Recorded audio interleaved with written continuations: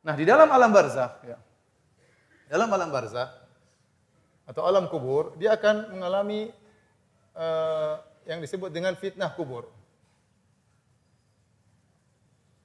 Yang dari fitnah kubur ini, kalau dia gagal atau berhasil, maka dia akan mendapatkan namanya nikmat kubur atau azab kubur. Yang dimaksud dengan fitnah kubur, yaitu pertanyaan malaikat mungkar dan nakir. Fitnah artinya ujian, pertanyaan. Ya. Semua orang akan ditanya oleh malaikat mungkar dan nakir, kecuali orang yang mati syahid. Kafa bi barakati suyuf fitnah. Ya. Sungguh cukup bagi mereka kilatan-kilatan pedang yang mereka hadapi tatkala jihad itu sebagai fitnah. Sehingga tatkala mereka masuk kuburan tidak perlu lagi ditanya oleh malaikat mungkar dan nakir.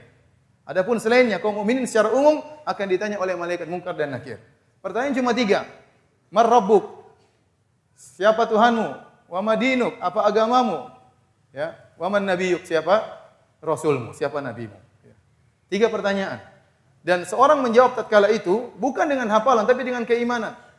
Oleh seorang minta kepada Allah, yutsabbitullahu alladziina aamanu bil qauli tsabiti fil hayatid dunya fil akhirah. Allah mengatakan bahwasanya Allah akan mengkokohkan perkataan orang yang beriman tatkala di dunia dan tatkala di akhirat. Di antaranya tatkala ditanya oleh malaikat mungkar dan nakir, Allah akan kokohkan dia sehingga dia bisa menjawab, Tuhanku adalah Allah, agamaku adalah Islam dan nabiku adalah Muhammad sallallahu alaihi wasallam.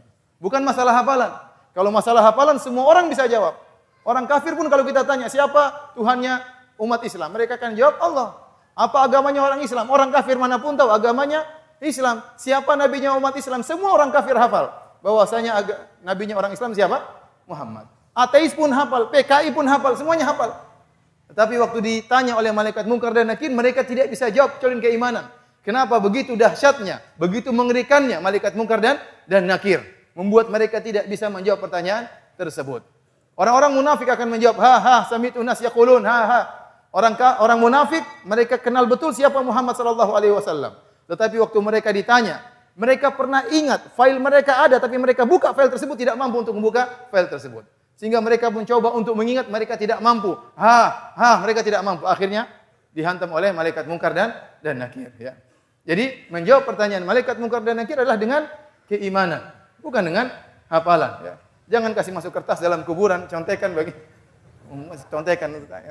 tidak ada manfaatnya, enggak ada manfaatnya. Seorang hanya bisa jawab dengan apa? Dengan iman. Kalau dia tidak bisa jawab, maka dia akan mendapatkan namanya azab kubur. Kalau dia bisa jawab, maka dia akan mendapatkan namanya nikmat kubur. Semoga Allah menganugerahkan kepada kita nikmat kubur.